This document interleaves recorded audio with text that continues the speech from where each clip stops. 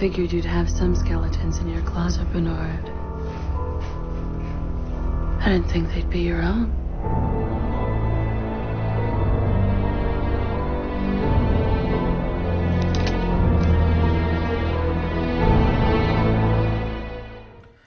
Olá a todos, aqui é Márcio Pimentel com a revisão e as teorias do 7º episódio da segunda temporada de Westworld. Mas se essa é a primeira vez que você me vê, por favor, inscreva-se no canal e ative o ícone de notificações para receber mais vídeos como esse. Bora lá?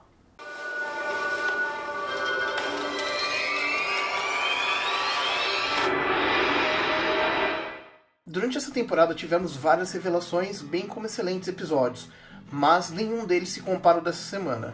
E esse episódio já foi apelidado de Skeletons in the Closet, ou Esqueletos no Armário. Conseguimos finalmente ver em que ponto da história se enquadrava o momento em que Charlotte Hale iria encontrar todos os outros corpos de Bernard. E podemos ver o que está acontecendo no presente da história, ou seja, o que está de fato em tempo real. Mas agora vamos organizar por núcleo de personagens para a revisão não ficar solta com indas e vindas. E o primeiro núcleo que eu gostaria de falar é o de Maeve, que automaticamente cruza com o de William. Conforme mencionei no episódio passado, todas as memórias de Maeve sendo atacada eram de William ao invés da nação zumbi, como deveria ser por causa de sua narrativa, e que por esse motivo os dois teriam um acerto de contas cedo ou tarde. Pois é, ele aconteceu e foi em grande estilo. William está completamente absorto no jogo que Ford preparou para ele e tem essa impressão de que todos os hosts têm alguma espécie de mensagem, e por esse motivo ele deixa sua guarda baixa para uma das maiores ameaças do parque nesse momento, que é a própria Maeve. Em contrapartida, Maeve vê a oportunidade de se vingar do homem que foi seu executor no passado e atira no desprevenido William. Durante essa luta entre os dois, podemos ver uma outra revelação da série. O controle da Maeve tem longo alcance, ela consegue se conectar com rostos que ela não está vendo. Mas em contrapartida, esse controle não funciona em rostos que despertaram sua consciência, como pudemos ver no momento que ela tenta controlar Lawrence. Só que os upgrades de Maeve não foram à toa, ela ainda tem um ótimo nível de poder para controlar a narrativa de pensamentos e consegue persuadir Lawrence a forçar sua memória a se lembrar de quem de fato William tem sido todos esses anos. E quando todos nós achávamos que tudo estava acabado entre os dois, notamos que Maeve influenciou outros personagens de maneira profunda. Mesmo que Sizemore tenha chamado reforço apenas para se salvar da situação de quase refém, ele acaba resgatando Maeve, o que não teria acontecido se ele não houvesse passado o tempo que passou com ela. E já do outro lado desse embate, podemos ver a resiliência de William. Mesmo tendo sido baleado diversas vezes, ao invés de ele se deixar ser socorrido pelo grupo da Delos, ele se esconde para terminar o jogo de Ford. O que me leva a teorizar algumas situações. Como não vimos Emily nesse episódio, acredito que ela irá seguir os rastros do pai e acabar encontrando e ajudando com seus ferimentos. Desde a conversa de William com James Delos, principalmente a parte que ele fala que nesse momento de sua vida o mundo estaria melhor sem eles, mas o que ele vem falando sobre querer acabar com o lugar e ir embora, ficou claro para mim que ele se arrepende de ter construído o banco de dados com a informação de todos os humanos que já passaram pelo parque e ele não quer que isso continue. Ou seja, como ele está indo para Glory, conforme eu vinha falando, lá é o lugar onde está guardada toda a informação de todos os humanos que querem possuir corpos de hosts. E se esse mesmo for o caso, fica claro para mim que Emily está procurando pelo mesmo banco de dados que está em Glory. Então, como diria Dumbledore, em minha não tão humilde opinião, acredito que pai e filha vão unir forças para chegar até Glory. Existe também outra teoria que não sai da minha mente, e se refere à Nação Fantasma. Mesmo que tenhamos visto Emily fugir deles, isso ainda não explica como Ashley, o chefe de segurança do parque, escapou deles. Talvez todos nós estamos pensando nisso de forma errada. Ao invés de caçar os humanos, eles estão os resgatando e deixando de alguma forma seguros até que tudo volte ao normal. Isso explicaria porque eles tentaram capturar o Sizemore no episódio número 3. Como também não vimos Sylvester, Felix e Hector, se essa minha teoria da Nação Fantasma estiver correta, a próxima vez que os vermos, eles estarão juntos, inclusive com a filha de Maeve. E isso abriria a possibilidade para um episódio exclusivo para a Nação Fantasma, o que foi muito pouco explorado até o momento. Já no núcleo de Dolores e Ted não houveram muitas revelações, mas em compensação tivemos as melhores cenas de ação do episódio. A grande verdade é que, pensando friamente, uma luta entre os humanos com armas de última geração contra os hosts emulando o Velho Oeste não inspira muita confiança para o lado dos hosts. No entanto, a Dolores/White usa táticas de guerrilha e nos surpreende de forma fantástica se apropriando de armas e uniformes do time de assalto de Coughlin. Como a linha de tempo da história flutua entre passado e presente, já sabíamos que Charlotte não iria sofrer nada nas mãos de Dolores, mas foi um dos melhores momentos do episódio vê-la suando frio com a ameaça da Serra Circular. Durante esse núcleo tivemos apenas 2 revelações significantes. A primeira é que confirma que Glory é o lugar onde estão guardados todos os dados dos humanos que passaram pelo parque, quando Dolores fala para Charlotte para que servia informação na unidade de controle de Peter Abernathy. E a segunda tem a ver com essa devoção louca que Dolores vem tirando de seus companheiros.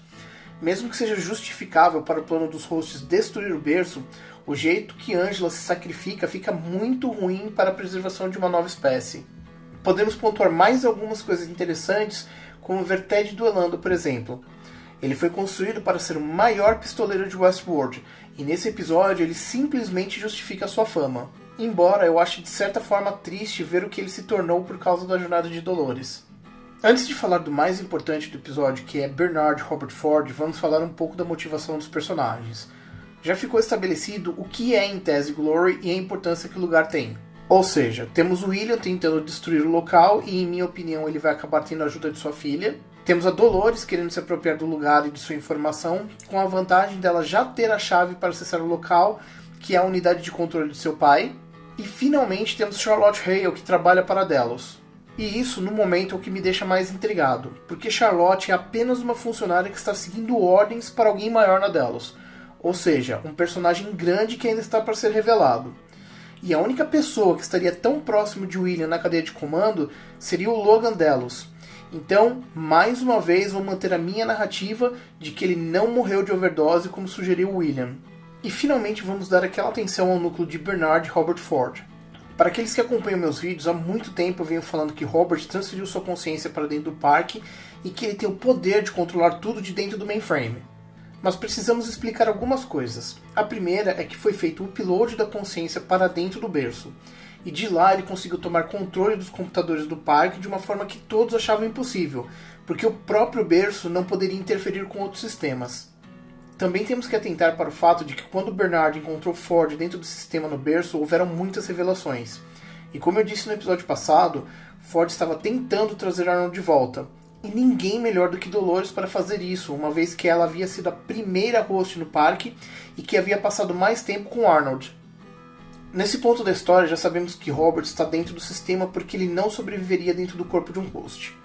Mas ele não poderia deixar sua criação simplesmente desaparecer, enquanto os outros procuravam fidelidade da narrativa para o que Ford descreve como a espécie que mais matou em todos os tempos. Bernard e os outros hosts eram melhores ou mais nobres de alguma forma. Em outras palavras, Robert está se assegurando de que sua criação tem uma chance real de existência. Mas como Bernard não conseguiria fazer isso por conta própria, Ford transfere sua consciência para dentro da unidade de controle de Bernard.